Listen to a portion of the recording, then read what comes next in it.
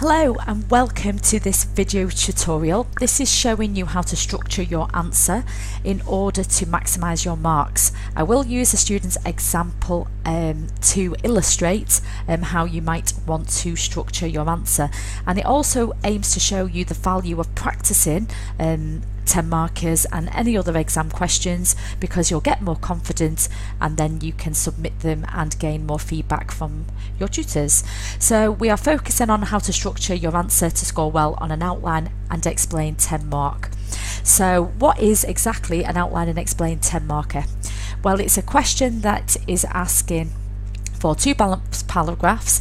You will have 50 minutes to answer, 7.5 minutes per paragraph. It will ask for reasons, ways, effects, problems, strengths, weaknesses, etc., of a particular area, idea, view, theory or method.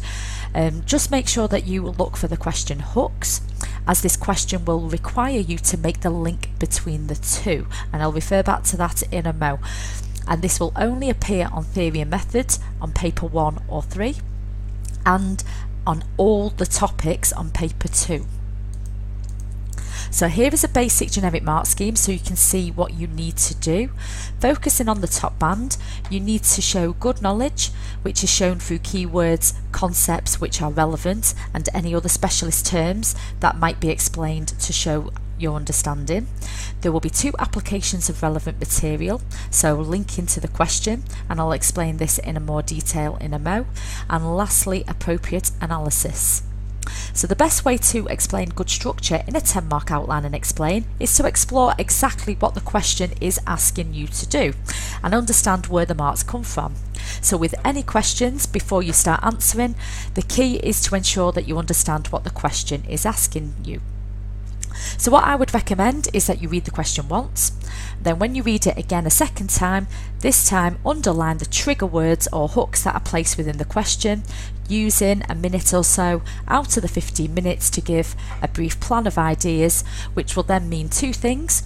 Firstly, you understand the separate parts of the question that you must write about, and secondly, because there are multiple ways of answering it, it might mean that you choose the 2 that you can write most about and show the application between the 2 parts.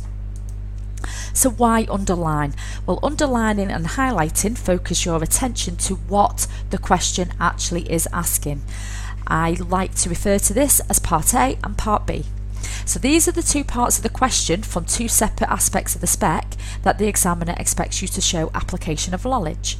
The aim is to challenge you to apply your knowledge and show wider understanding rather than just learning chunks of AO1.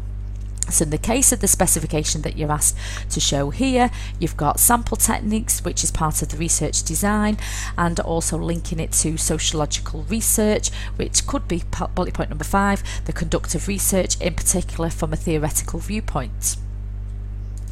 So how do we go about structuring an answer for this? So once again, I draw upon a student's example so we can identify the parts of the question, show the application and NAO3.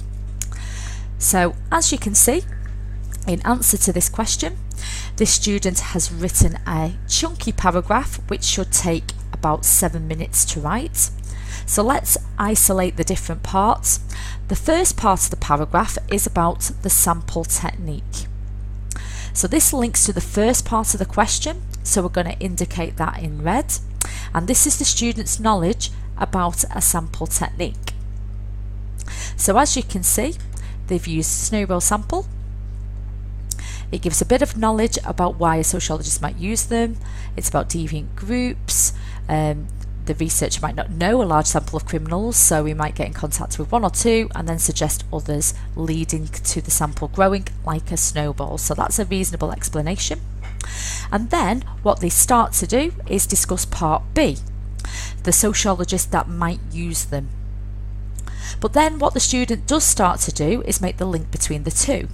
Using their knowledge of both, for example the interpretivist, we then start to continue the point about being useful to use with deviant groups because they are unlikely to respond to a questionnaire. Applying Becker or interpretivist as an example, which we have now taken into blue. So already this student has showed good knowledge about sampling and has linked to the sociologist that used them, using sentences that link them together. And she has cemented this application by linking it back in the sentence where she puts here, more likely to speak to an interpretivist sociologist due to the recommendation from other criminals, which is referring back to the snowball technique, where they suggest others to take part in the research. The student then ends by adding a final piece of analysis as she digs a little bit further, as she states further knowledge about this sample technique, linking to terms such as small and unable to generalise. However, the smaller sample may mean more time, leading to greater validity, which is the interpretivist goal, which is, once again, why the sociologist might use that sample technique. The second paragraph, you would start with the second sample technique. So you'd explain what the sample technique is, applying examples if you can, and using the relevant keywords. And then start to apply to sociologists that might have used it.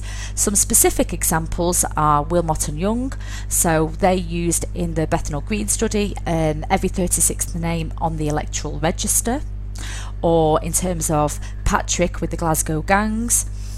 So a bit of information about this. James Patrick is a pseudonym chosen by the author who was, when he was researching the book, a teacher in the school. He befriended a pupil called Tim, and with the boys like support, accompanied him on weekends out and joined the young man's gang. He got the opportunity and he took it.